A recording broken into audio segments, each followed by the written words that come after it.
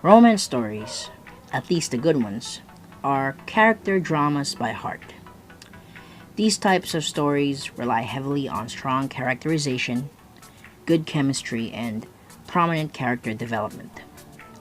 At the same time, good romance stories are meant to evoke a feeling of relatability for the viewers.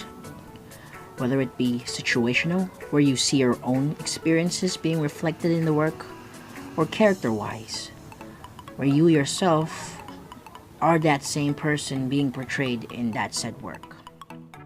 As such, what better way to segue into talking about the romance manga that, at least for me, encapsulates everything I just said prior? I'm talking about a title that not a lot of you have probably heard of, which is sad considering this manga is really good. I'm talking about GE Good Ending.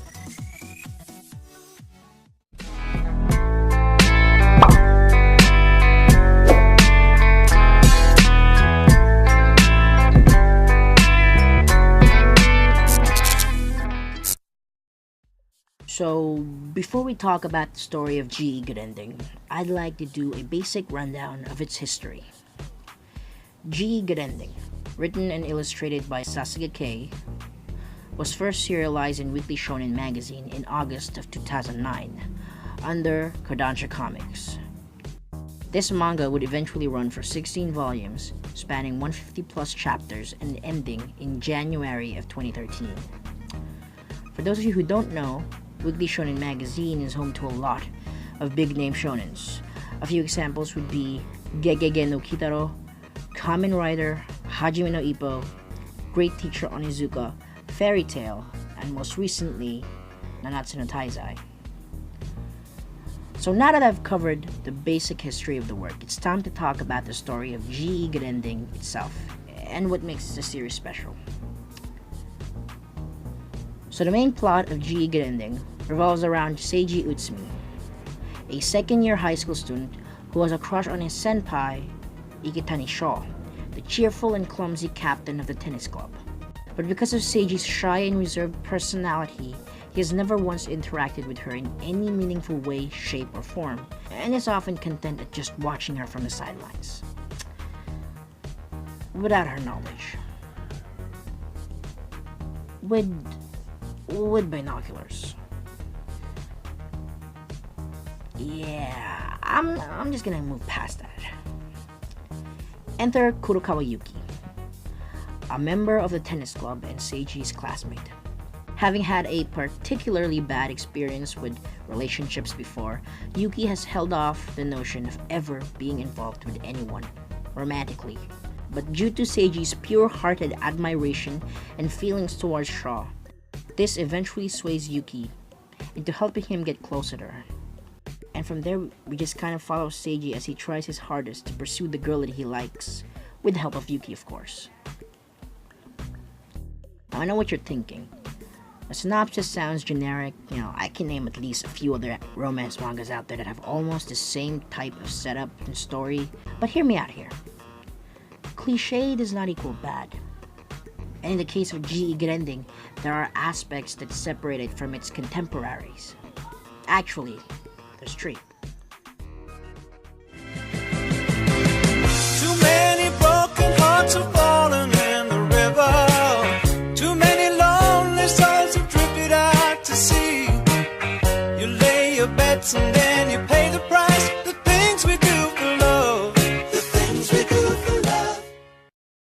Main characters in a lot of romance manga tend to have two archetypes they categorize themselves into: the popular heartthrob, or the shy, unpopular loser with a capital V. The former more popularized in shoujos, while the latter in shonens.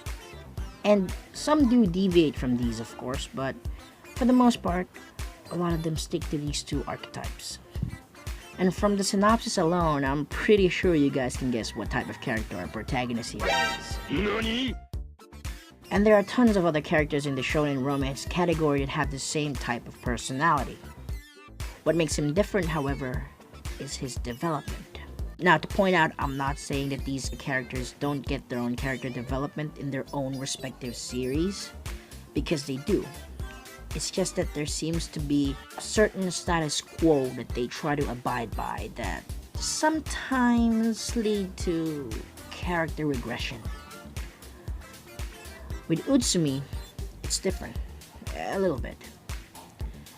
His personality doesn't really change much. He's still the same average Joe that tries his hardest and sometimes succeeds, sometimes fail, mostly fail. However, what does change is his confidence in himself and his decision making.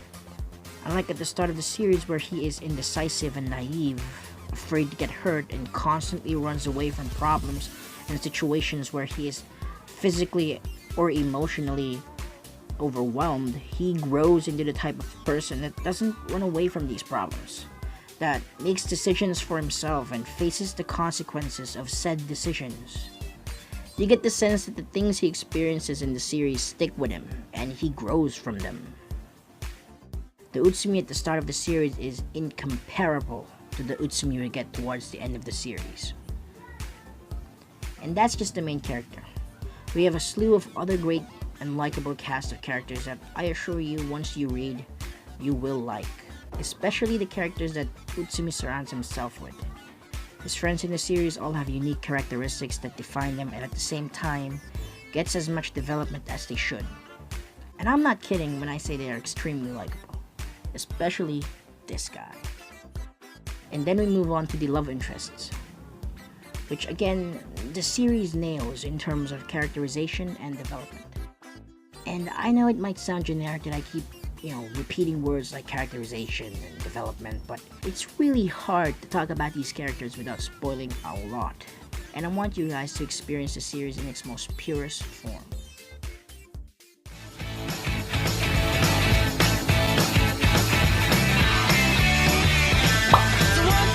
Take my hand and come with me because you look so fine that I really want to make you mine. I say you look so fine that I really want to make you mine. Now we move on to the romance aspect of this romance manga. And this is probably its biggest strength due to the fact that it features a love triangle.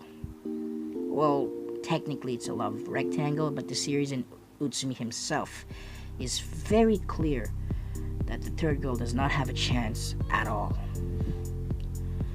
Now, a love triangle only works if the viewers are invested in both sides of the triangle. Both characters, female or male, depending on what type of triangle it is, should get about the same amount of care put into them.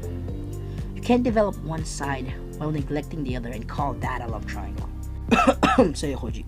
And Sasuga Kei is a master at the craft of love triangles.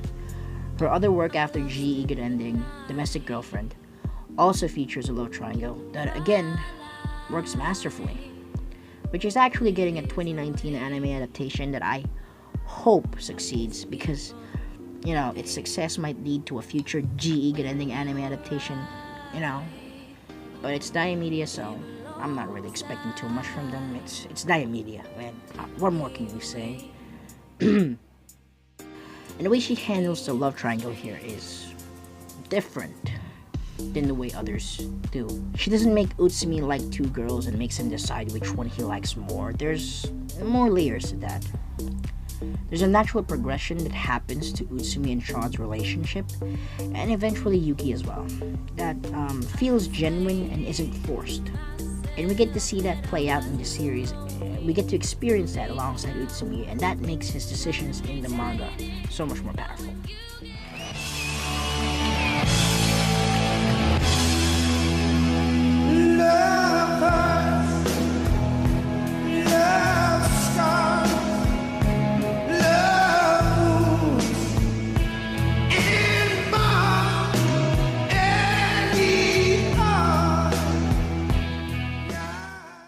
And we move on to the final aspect that makes the series special. It's hella relatable. When I say relatable, I don't mean that it's realistic to a T.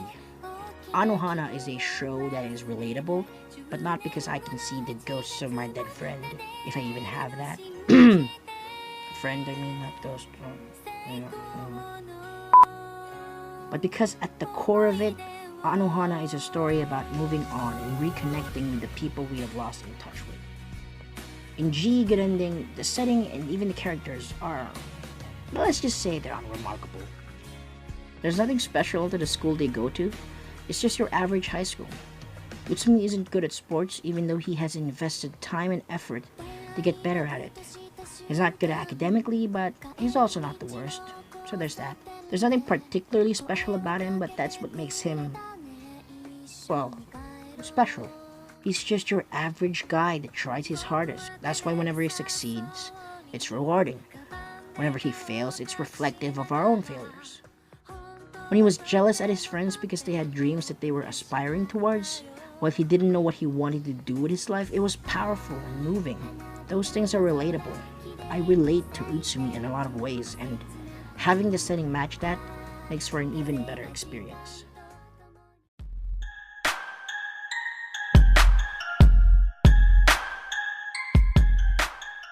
Now, to end things off, I would like to remind people that these are all just my opinions.